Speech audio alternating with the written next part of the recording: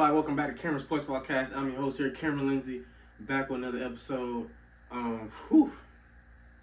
Today's episode, we're going to cover some, WWE topics, and also the conference championship games for this week in 2023 college football season. And also, I'm going to give my predictions of who I think is going to make the college football playoff. I'm gonna give different scenarios. And I'm gonna, give my predictions of what the result should be from that scenario, because a lot going on. All right, if Alabama beats Georgia, should Alabama and Georgia get in, or if Oregon beats Washington, or Washington beats Oregon, or should Ohio State get in? It's all this chaos, And I'm gonna give my prediction on that. I'm gonna say that for last, but let's get into some WWE talk right now. So, for those who may or may not be WWE fans, Survivor Series was last Saturday. Pretty good event. It's a yearly event. This year is War Games again. And now it was rumors going around for weeks leading up to Survivor Series that Randy Orton is going to come back. I know who Randy Orton is. For people who maybe grew up watching wrestling a little bit, Randy Orton, he's been out for a year and a half, almost 2 years really, because of he had to have double back surgery after being taken out by the Bloodline, Roman Reigns, Jey Uso, and Jimmy Uso being taken out. So, and then CM Punk, who has been gone from WWE for like 10 years, since I think the last time CM Punk was in WWE was 2013 to early 2014, something like that. And there's been reports that he might come back. And really, I felt that Randy probably would come back, but I'm not sure if CM Punk would. But yeah, so that the Monday Night Raw leading up to Survivor Series, Cody Rhodes, made an announcement that the fifth member of their War Games team will be Randy Orton. So I got excited about that, seeing Randy back, because I didn't want to see him retire when he still got a lot left in the tank. Because I grew up watching John Cena, Randy Orton, Triple H, Batista, Undertaker, Edge, and pretty much really a lot of them are gone. I mean, John Cena is part-time, and he's probably going to retire soon, because he only shows up every now and then. And Randy Orton is still a full-time wrestler, so. And it's been reports that he may try to wrestle for at least 10 more years, so. But yeah, let's get into that. I'll be getting to that soon. But surprisingly, CM Punk is back in WWE. He returned after the last match, after the main event. CM Punk made his return it was after the pay-per-view was over. So those you don't know, WWE pay-per-views come on Peacock for $6.99 a month. So after the pay-per-view was over, we heard, now the pay-per-view was in Chicago, Illinois, CM Punk's hometown, so that's why it was rumors of him coming back to WWE at the pay-per-view that's in his hometown. But I saw something that said WWE unlikely to bring CM Punk back, and I was a little disappointed about that. But once I heard his music, I was shocked. I was happy. I had to text a young friend of mine, because he watched wrestling too. I was like, bruh, CM Punk and Randy? So, yeah, he's back he's back from more than 9 years of being gone in WWE. After CM Punk left WWE, he went to UFC for a bit, but lost both his fights. And then after that, he went to AEW for a couple years, but got fired because he got into fights with other superstars in the locker room. He was kind of got in trouble beefing with the owner of AEW, so he decided to terminate CM Punk's contract and go to separate ways. But I think CM Punk is back where he belongs.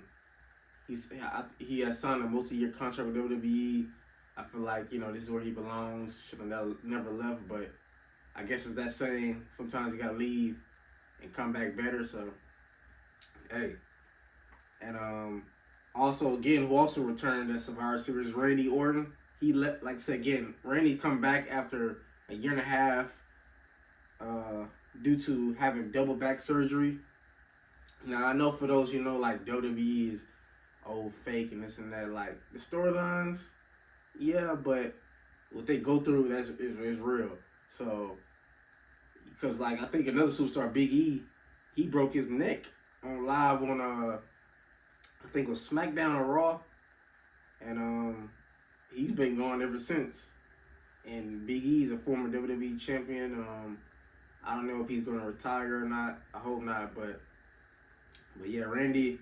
It was reports that Randy maybe, because doctors told Randy that he may not be able to wrestle again, that he shouldn't wrestle, but he's back. He's in great shape.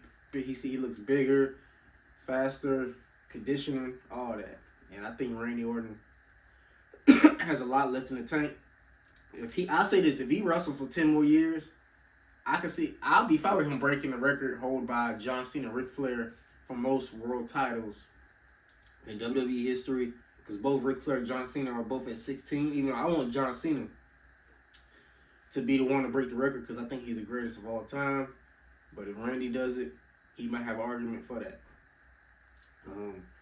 Also, like I said, after Survivor Series went off the air, like I said again, CM Punk did come back.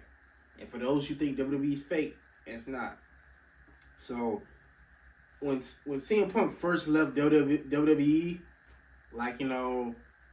as Seth Rollins became one of the top guys in WWE, him, Roman Reigns, he did a few interviews about CM Punk, how he felt CM Punk is like a hypocrite, he's a phony, he's, all that. So really, like, there's superstars that really don't, like, you see these storylines, these rivalries, some of these superstars really don't like each other, like, for real. So, he, after it went off the air on Instagram, Facebook, Twitter, videos of Seth Rollins flicking off CM Punk, telling him F you. I even seen a part of the video where he was talking to WWE officials and Michael Cole, Corey Graves. He was like, if he better be gone by the time I get back there out of the locker room. So Seth Rollins is really heated. Right now, Seth Rollins is the current World Heavyweight Champion on Raw. I think, this is, like I said, I personally glad CM Punk is back. Like I said, a lot of matchups can happen, and I'm going to get into that. Also, who got heated about CM Punk's return, I think, is Drew McIntyre, because it was also a video of a ref telling him that I think CM Punk is about to show up, so he better hurry. So I think Drew McIntyre has a beef with CM Punk also, not just Seth Rollins.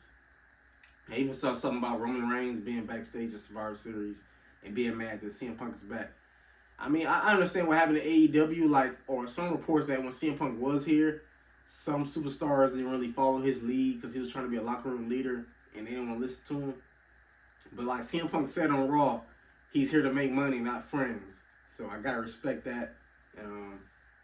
We all do. But yeah, also Cody Rhodes is the first male superstar to declare for the men's Royal 2024 Royal Rumbles match. And that will be January 27th, Saturday, 2024.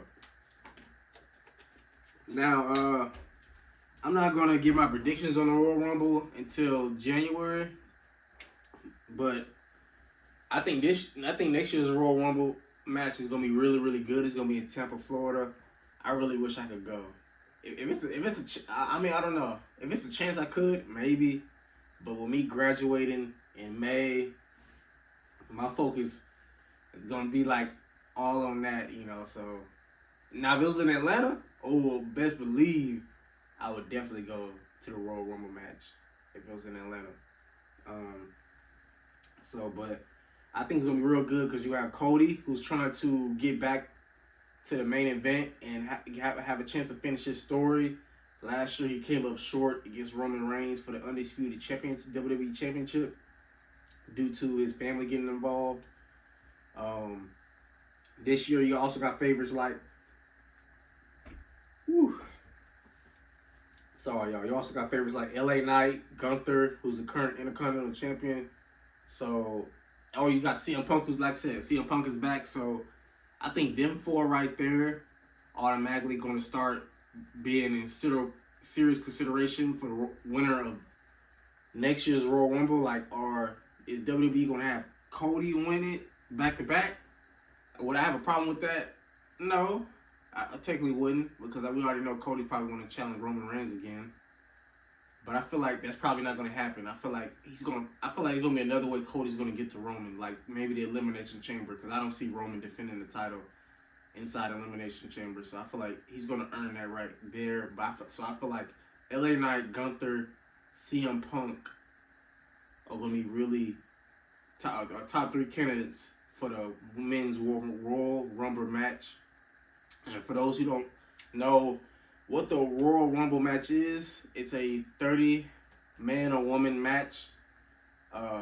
It starts off with two superstars in the ring, and every so often the next superstar comes in, each one at a time. The only way to win the match is to throw your opponent over the top rope with both feet hitting the floor. So that's the only way to be eliminated in the men's or women's Royal Rumble match.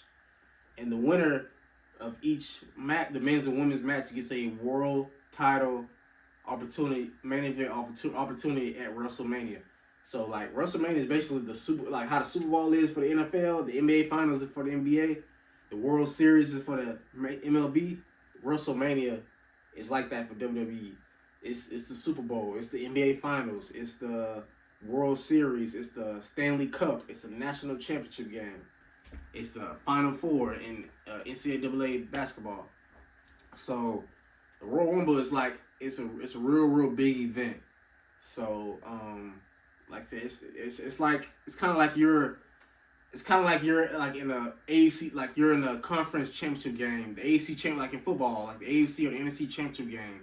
And you got to win it to clinch your spot to that championship game. So the woman, like last year, Cody Rhodes and Rhea Ripley won the men's and women's Royal Rumble match.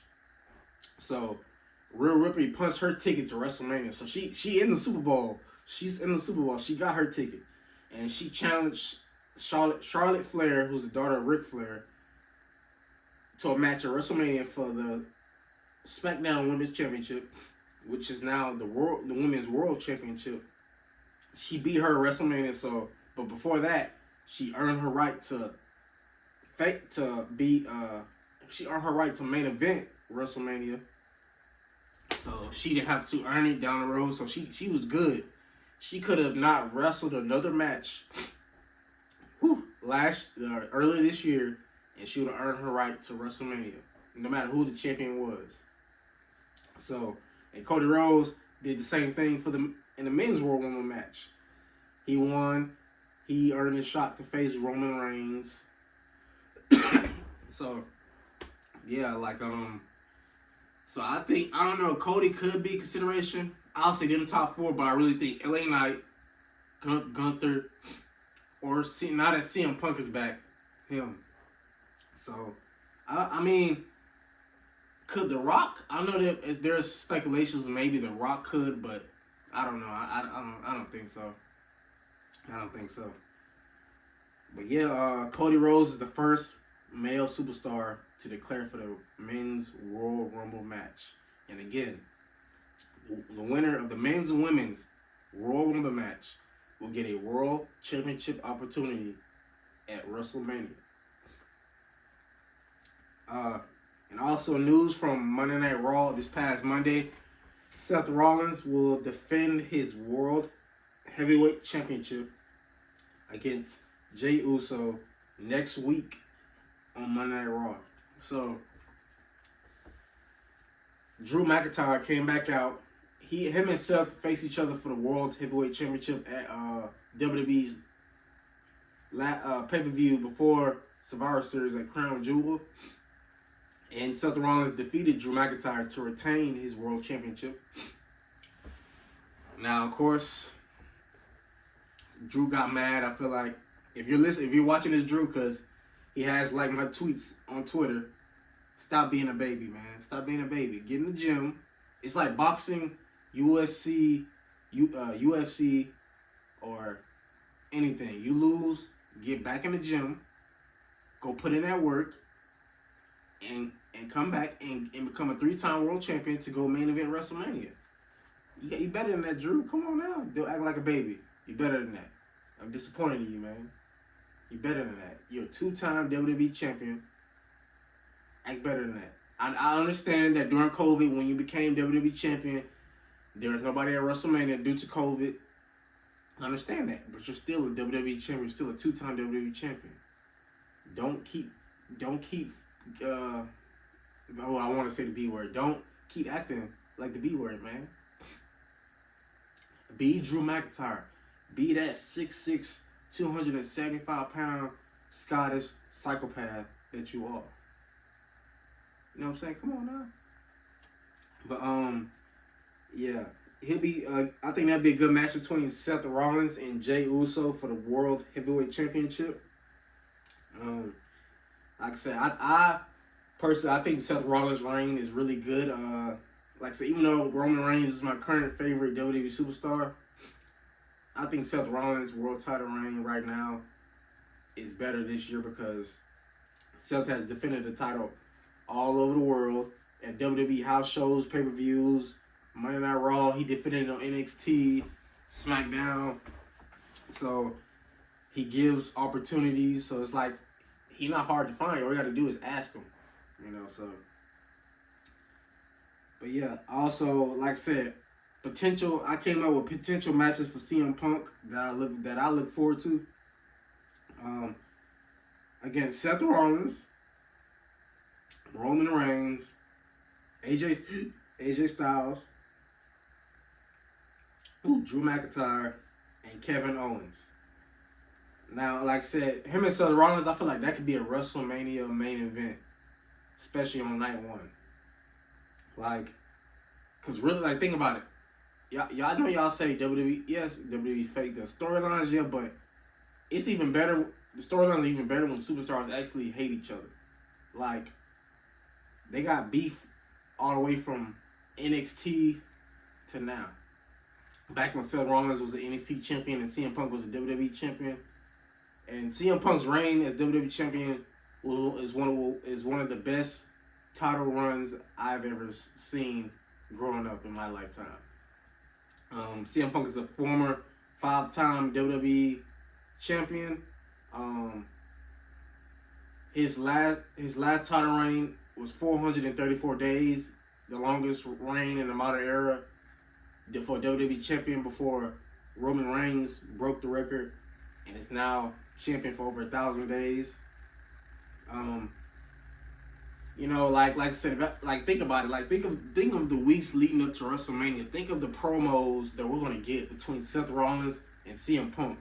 Like they really don't like each other. Seth Rollins really don't like him. So the storylines. When I'm watching WWE, I like to watch the build up to the match. But for any feud, men's or women's. Like, cause that makes like when you're watching a pay-per-view, like make you sit in your seat like this, like you're just like just all into the TV and like you're nervous, like what's gonna happen, who's gonna win, or if this person wins, what's gonna happen on Raw or SmackDown. So, yeah, I think that's a main event match at WrestleMania, potentially, like especially for the World Heavyweight Championship. If Seth Rollins is champion all the way, I feel like he probably should. Is champion all the way to WrestleMania.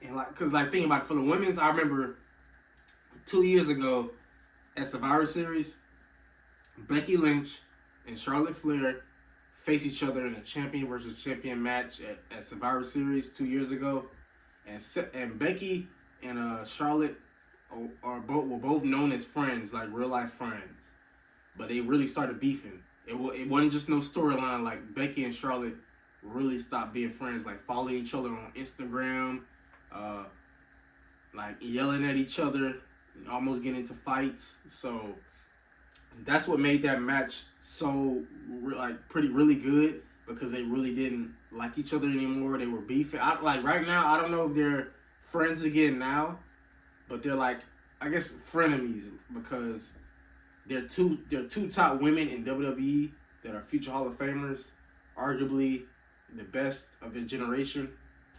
Whoever you want to go with, Charlotte Flair, who's a 14-time world champion, and Becky Lynch, who's a 6-time world champion. But yeah, that's what makes it even better when the superstars, male or female, really don't like each other outside of WWE. So yeah, and now with CM Punk and Roman Reigns, I feel like that's gonna be a really good match too. That could be a WrestleMania main event. Also, I think them two don't like each other a little bit. Also, maybe not as Roman probably don't like him as much as Seth don't like CM Punk, but that's still a main event match. Roman broke CM Punk's longest reigning WWE Championship run. CM Punk claims himself as the best in the world. Roman Reigns claims himself as the GOAT, the greatest of all time in WWE and sports entertainment history. So, and also AJ Styles, who's a former 2-time WWE champion, him and CM Punk, I feel like that could be a really great match between them two right there. Like I said, that's somebody CM Punk can face. Also Drew McIntyre, that'd be a good match. And I think last year or 2 years ago, WWE wanted to do Kevin Owens versus CM Punk at WrestleMania. So you could potentially do that. So if it's not CM Punk versus Seth Rollins at WrestleMania next year in Philadelphia, you could do that CM Punk versus Kevin Owens. That could be a good match. So yeah. And I'm pretty glad about CM Punk being back. I'm glad Randy Orton is back. I'm really ready to see Jade Cargill finally make her WWE debut. I feel like she can main event WrestleMania against maybe Bianca, Becky, Charlotte, Rhea Ripley. So I can't wait to see her. I'm telling y'all, I need to start getting to some WWE. And don't miss out. Like I say, WWE is a professional sport, so that's one of the things I cover on this sports podcast. I'll break it down. I'll break any news, topics, almost any big pay-per-view that I feel like this will make great content for you guys. This is something that I can discuss and sit down and talk to my WWE fans, or maybe turn you into a WWE fan. I may want you to start watching. You may want to start watching wrestling after watching me talk about it. So if you do, Monday Night Raw 8:00, NXT Tuesdays 8:00, and Friday Night SmackDown 8:00. So don't miss it. But yeah, I'm pretty glad that those superstars are back, and it's gonna be a really good year in 2024. But now let's get into the main event. Main event. It's conference championship week. The regular season is over. It was a pretty good season. Like a really interesting season. I will first say that I'm proud of my West Virginia Mountaineers finishing 8-4. We may have not made it to the Big 12 championship game, but we had a really good year. We was picked dead last in the Big 12. We was picked to not have more than 3 or 4 wins.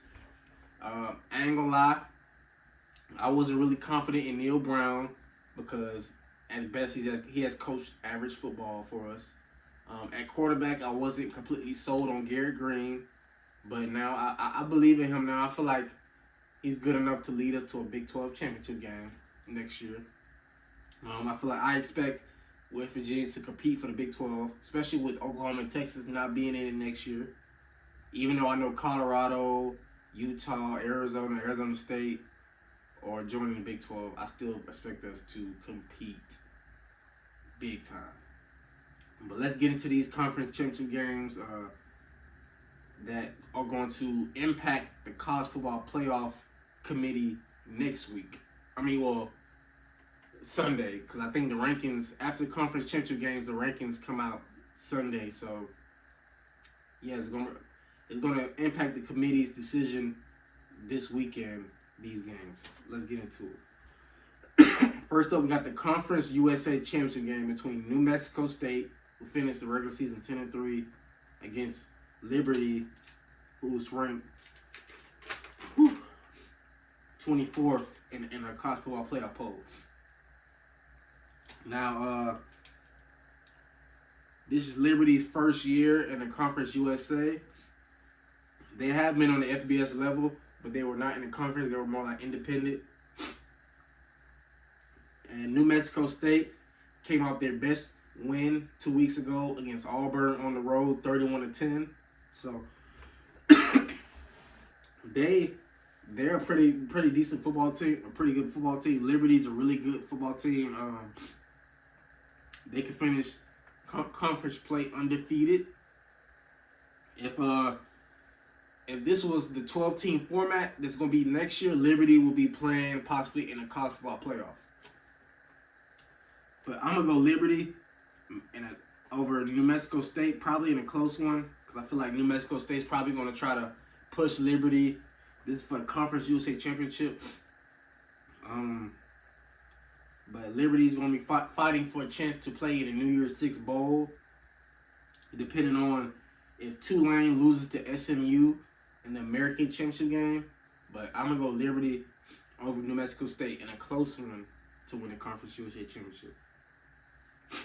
And that'll be Friday at 7 p.m. Next up, we got a win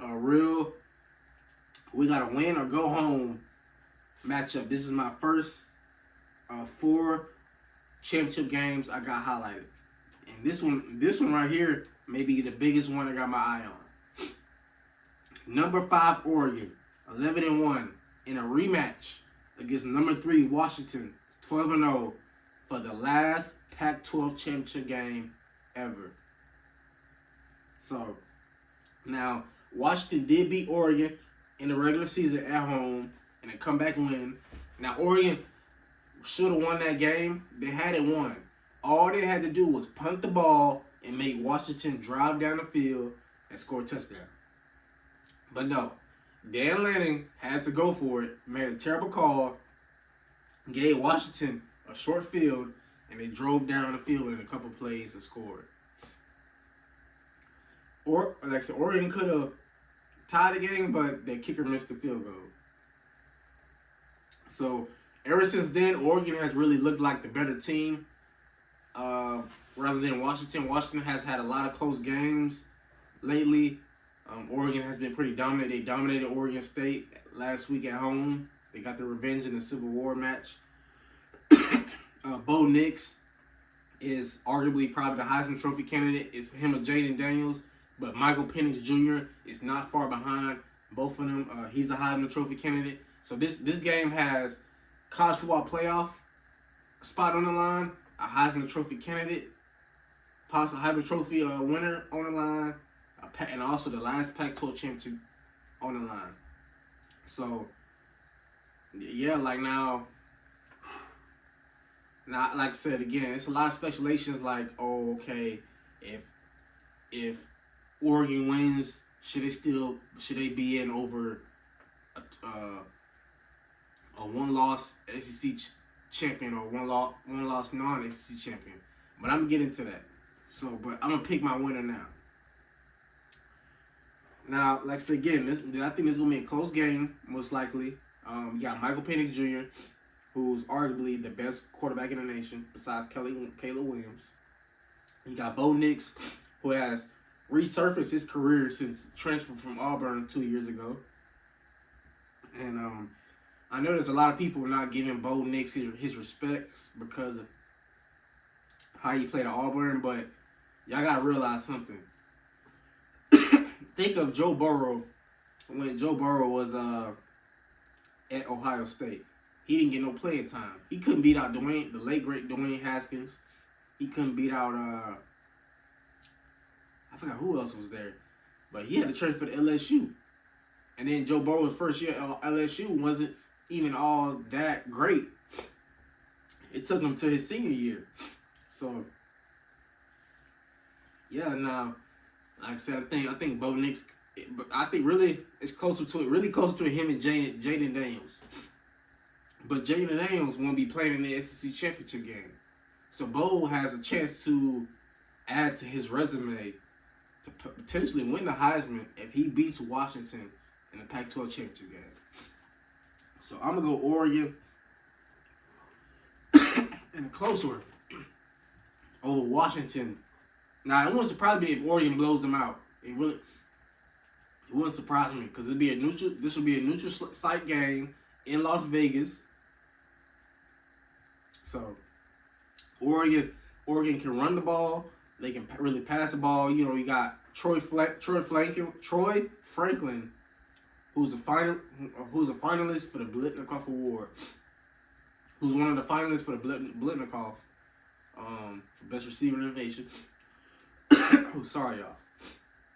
And you got Bucky, you know, who's one of the best running backs in the nation.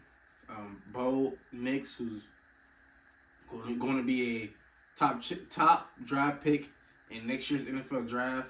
Like I said again, I don't care what people say. Bo has played very well. I don't know how he's going to do at the NFL level, but right now he's one of the best players in college football. So I trust Oregon's defense more than I do Washington. I trust Oregon's running game. Now Washington can pass it. They got 3 receivers that are pretty much 1,000-yard receivers. They got that. Matter of fact, one of their receivers is the finalist for the Blitnikoff Award. So now they can score. So, but I'm going Oregon and a close one over Washington, at least by 10 points. Next up, we got my second game highlighted. They got college football playoffs on the line, at least for one of the teams in this game. Number 18, Oklahoma State, who's finished the regular season 9-3, versus number 7, Texas, 11-1 in the Big 12 championship game Saturday, 12 p.m. Oh, and the Pac-12 championship game is Friday at 8 o'clock.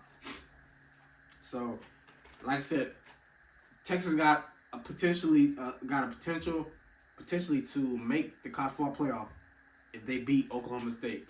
Depending on what happens with everybody else in their conference championship games, Texas has a chance. Now I'm gonna get into that though, but I'm going Texas. I'm gonna say in a close one because Oklahoma State has been playing pretty good this year.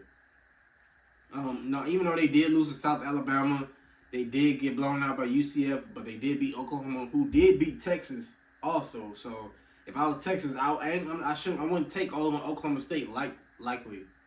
So if you wanna say Texas is back, win this game, win the Big 12 championship game, and I'll finally admit Texas is back.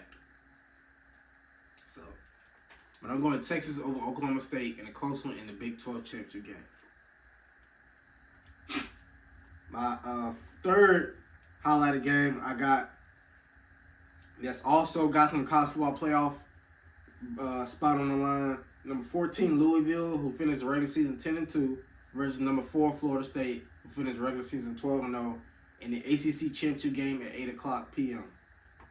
Now, it's a lot of speculation like, does Florida State deserve to be ranked that high? Do they deserve to make the college football playoff if they beat Louisville in the ACC championship game and go 13-0? And the reason is because they lost their starting quarterback, Jordan Travis, and 2 weeks ago against Northern Alabama at home. Their backup quarterback came in, finished the game, and then they beat Florida last week. But Florida's not even really that good. Like, they've been inconsistent all year. And that's the reason where depending on how many bowl teams there are, Florida might get invited to a bowl game, but technically they're not bowl eligible. Now, this game, I'm kind of because Florida State does got the talent. You got Keon Coleman. You got Johnny Wilson. You got a very good running game. You got a solid defense. Louisville has got also good, really good running game. But can Jake Plummer not turn the ball over? Can he play well? They did lose Kentucky. They did let Kentucky come back and beat them at home. And Kentucky's a 7-5 team. They're an okay team, but they've been consistent also, just like Florida. But I just feel like maybe Louisville was looking ahead of Kentucky. Maybe they was looking to the matchup against Florida State in the ACC championship game. So, I'm not too sold on Florida State's backup quarterback. So I'm gonna go with the upset. I'm going Louisville over Florida State in the ACC championship game, and that will take out Florida State for the college football playoff. My fourth and last highlighted game, and this game might be the most important championship game this weekend. Number 1 Georgia 12-0 versus number 8 Alabama 11-1 for the SEC championship in Atlanta, Georgia, Saturday at 4 o'clock. Now, there's a lot of speculation where what will happen if Bama beats Georgia. Does Bama deserve to be in over Texas, Oregon?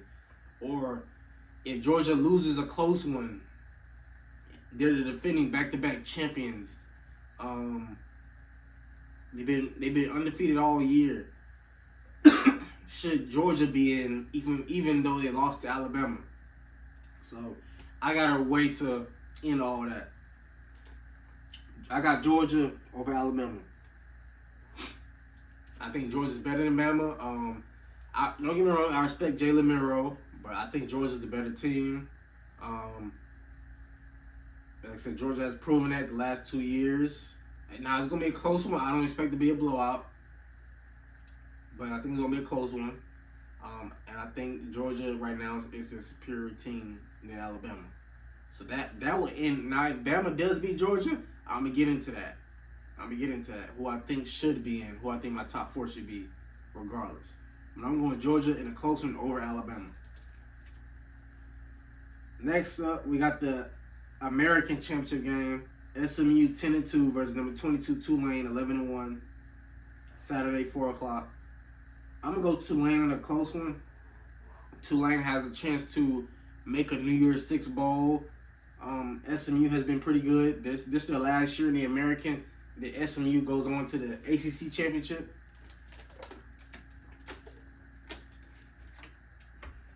Whew.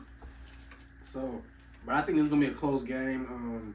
Like I said, last year Tulane played USC in the New Year's Six bowl and the Cotton Bowl. So I expect Tulane to be back in the New Year's Six bowl game again this year. And next up, we got the Big Ten championship game between number 2 Michigan, 12-0, with a big college football playoff spot on the line, versus number 16 Iowa, who's 10-2. Now, Iowa's division of the Big Ten is not strong like Michigan's, because you got Michigan, Penn State, Michigan State, Ohio State. So I'm going Michigan. I think Michigan's going to blow out Iowa like last year. I don't really expect this game to be close. I'm sorry. So, hey. Next up, we got the Mountain West Championship game against Boise State and UNLV. I'm gonna go Boise State in a close one. I like Boise State. They kind of struggled early in the season, but they got themselves together. So I'm gonna go Boise State over UNLV in the Mountain West Championship game. Next up, we got the MAC Championship game, Miami of Ohio versus Toledo. Toledo won the MAC Championship last year. I always liked Toledo. For those of you who don't know, I almost went to Toledo instead of West Virginia because I got accepted there, but I couldn't go, so I had to go to junior college. But yeah, I'm gonna go Toledo. I like their football program. You know, they are one of the best teams in the MAC conference, and I'm gonna go with them to win back to back. Next up, got the Sun Belt Championship game against Appalachian State in Troy. I'm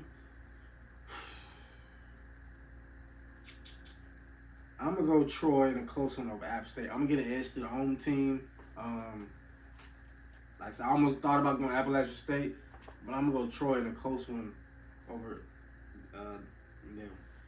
And lastly, we got the SWAC championship game against Prairie View A&M and Florida A&M, two HBCUs. Florida A&M is undefeated in the SWAC. They only got one loss, but in SWAC play they're undefeated. And I'm gonna go with Florida A&M. They has been the more dominant team in the SWAC all year. Ooh, sorry y'all, damn.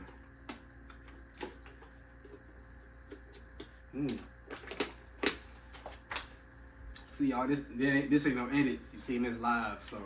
But eventually I will do edits and making more quality videos. But yeah, I'm going Florida A&M over Prairie View A&M at home, and for them to advance to the Cricket Celebration Bowl, the HBCU National Championship game in Atlanta. But yeah, those are my picks for the conference championship games. Also, let's talk about the college football playoff week 14 rankings, and then I'm gonna give my predictions on the college football playoff.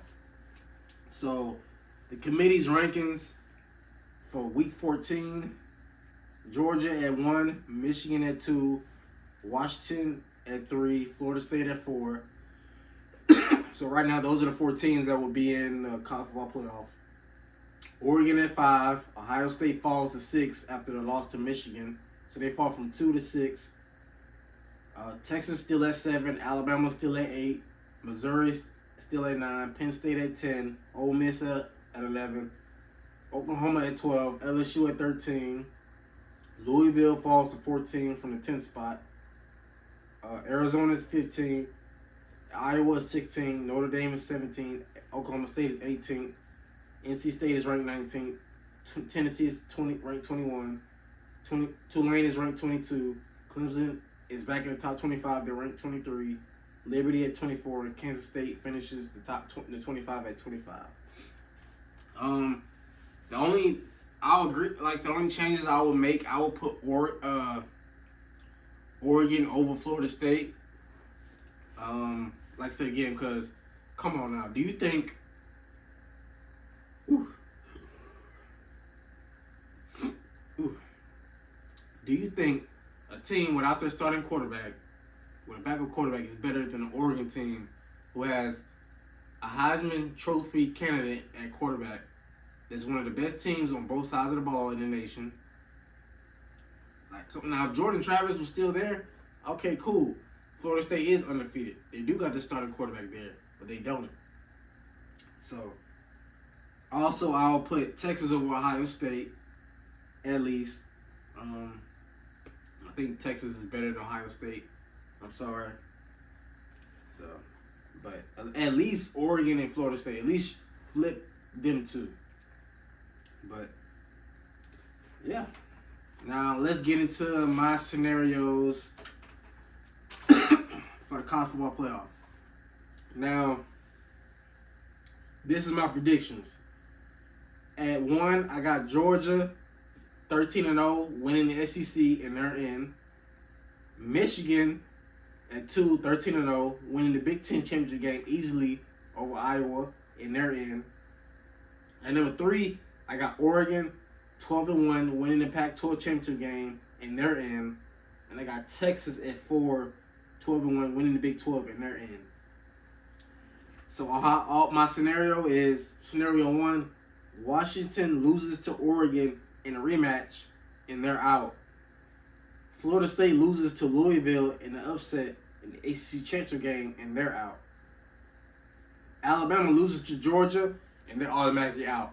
I know last year Alabama had 2 losses. And they're like, oh, Alabama should have been in over TCU. Like, no. Alabama loses, they're out. You'll still go to a New Year's Six bowl game. I think they lose, and there's no discussion of Alabama being in the college football playoff.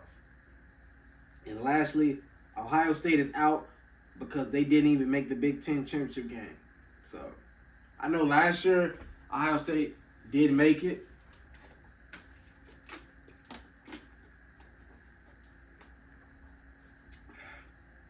Ooh, excuse me. But the reason they made it, because last year wasn't like this year. Oregon wasn't 12-1. Texas wasn't 12-1. Florida State wasn't 12-0. So, I mean, Texas was 11-1. Oregon was 11-1. Michigan wasn't 12-0. I mean, yeah, Oregon and Texas weren't in discussion. Florida State wasn't in discussion. Texas, so Ohio State was in. But I don't think that's going to happen this year. So, that's my first scenario. Now,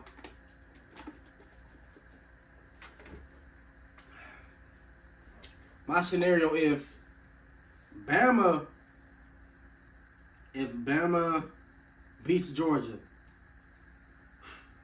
I'll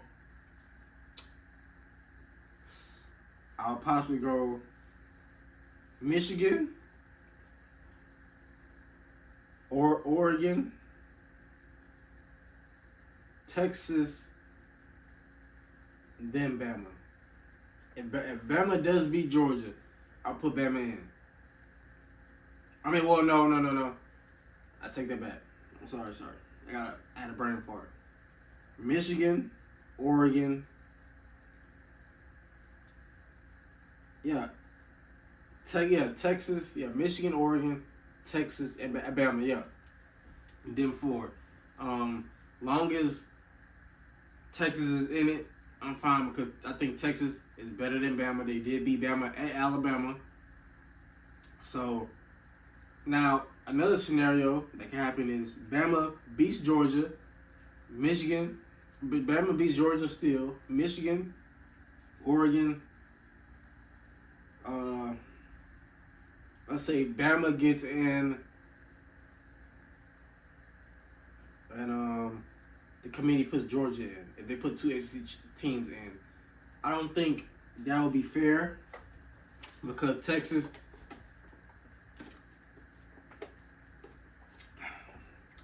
would win their conference, and Georgia, even though they're defending back-to-back champions, that's last year. That's in the past. It's about this year. So, but technically, I'll say this. If Bama does beat Georgia, should they have a serious discussion in the playoff? Yes. Because, like people say, they would be undefeated in SEC championship play. The only loss would be Texas. So, yeah, you really would have to, it's going to be hard this year. The 12-team format is next year. So, the only thing I will say is, I don't think Florida State should make it, even if they do beat Louisville, because we need the 4 best teams. This is last year, the 14 format. Give us the 4 best teams. And I think the 4 best teams will be Georgia, Michigan, Oregon, and Texas. If my predictions happen, these should be the 4 best teams. Georgia, Michigan, Oregon, Texas. A matchup between Georgia and Texas in the Sugar Bowl, and then Michigan and Oregon in the Rose Bowl. That would be a very great matchup. Or Oregon versus Georgia. How you want to do it. However how you want to do it. I would love to see a rematch between Georgia and Oregon. 2 years ago, when Georgia blew out Oregon in week 1, I would like to see that in the Sugar Bowl. So, I think these are the 4 best teams. Not Ohio State, not Florida State. Regardless if Florida State beats Louisville. Because if Florida State plays Georgia, they're going to get blown out. Without their starting quarterback, it's going to be like the national championship game. They're going to get blown out. So, college football committee, I know, do your best. I know y'all doing your best, but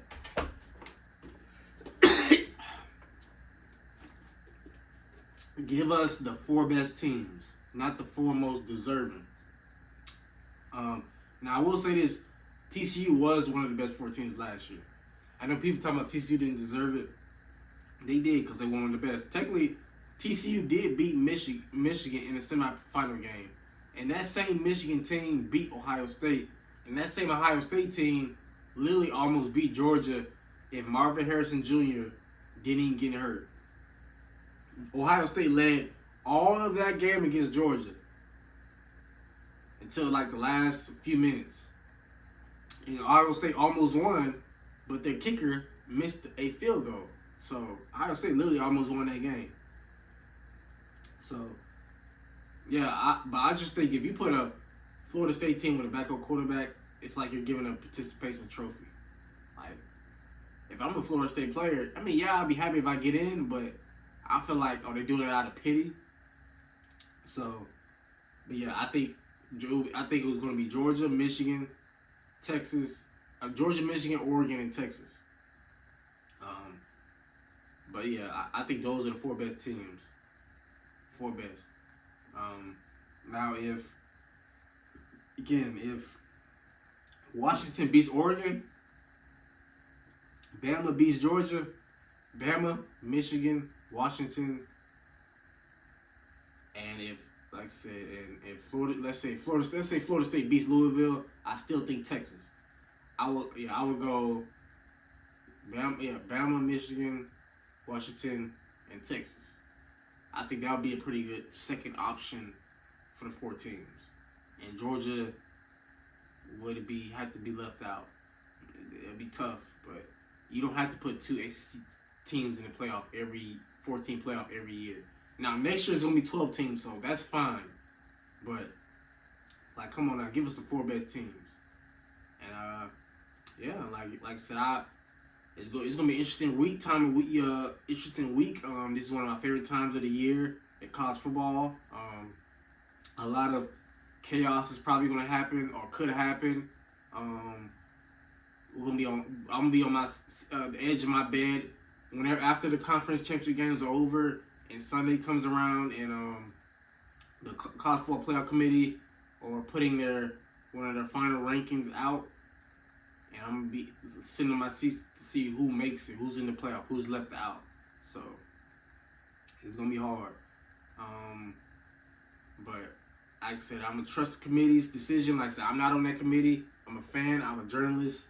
I'm an analyst. So it's their decision. But I would go Georgia, Michigan. If this scenario happens, if my predictions happen, Georgia, Michigan, Oregon, and Texas in the college football playoff as the 4 best teams. But let me know what y'all think in the comments. Anything like, am I wrong, or who you got, why? Who was your 4 best teams, or different scenarios of if Bama beats Georgia, would you put both SEC teams in? Who would you leave out and why? But like I said, I would go Oregon. Like I said, like I said, I just think teams that definitely deserve to if everything goes, my predictions, or at least most of them go, at least half. I think Oregon and Texas really do deserve to be in. Florida State just come on, you gotta consider the starting quarterback. There's no way. I forgot I forgot his name. Brad, some Watermaker or something. Like, come on now. He played against Northern Alabama and Florida. And now Louisville, who I kind of got a question now, even though I picked them to beat Florida State, but I'm not that confident because they lost to Pitt and Kentucky. So, and do you honestly, they had Jordan Travis, sure, but like I said, that's not the 4 best teams. That's not the 4 best teams if Florida State with a backup quarterback. I know Ohio State did it back in 2015 against Oregon with Cardale Jones, but I think that was different. Cardale Jones balled out against Alabama. They had Ezekiel Elliott. They had Michael Thomas. They had a stacked team. Joey Bosa. So, yeah, like that was different then. Like, Cardale Jones came out of nowhere. Man, I don't really see that happening with Florida State's quarterback this year. It's not 2015. So, those are my predictions. Like I said, again, let me know. I hope y'all enjoyed this episode. Talking some WWE, talking some college football playoff conference championship week. it's let me know if any of your teams are playing in any conference championship game. Doesn't matter if it's the MAC conference, the SWAC, the American, the Mountain West, Conference USA, Sun Belt. Don't matter. Your team is fighting for a championship. And yeah, like I said, me, West Virginia, we may not be fighting for no Big 12 championship this year, but I guarantee you next year we're gonna be better. We're gonna be better. We're gonna be better. We finished the regular season 8-4, and I'm proud of that. But I appreciate each and every one of y'all so much. Right now we're at 170 subscribers, 31 away from 200, and we got like about a day left in November. So I got about 32 days to get 30. It's like 32 days to get 31 more subscribers. Now I'm not gonna be mad if I don't get it, but because I'm proud of myself regardless. 1 year, let's say I get to 185, like 170, 185 subscribers in 1 year doing YouTube. That's pretty good. With a phone, imagine what I could do when I get better, or get a MacBook, or get a camera, get some merch, or you know what I'm saying. So I'm really proud of myself. I'm keep pushing, keep fighting. Like I said, I graduated in May. I'm serious about what I want to do. I love doing this. I'm keep falling in love with this. I'm gonna keep getting better, and I promise you, it's gonna get better. But I appreciate each and every one of y'all so much more than you know. Like I said, just do me a favor, get one person to subscribe. That's it. That's it. But sorry about coughing, drinking. Just like I said, again, this is raw edit. I got nothing to hide. I mean, I don't got nothing to hide at all, but like I said, this is my sports podcast. I'm gonna be myself and till I get better. You know what I'm saying? So, I'll catch y'all next time on another episode of Cameron Sports Podcast. Y'all stay blessed. I'll catch y'all next time.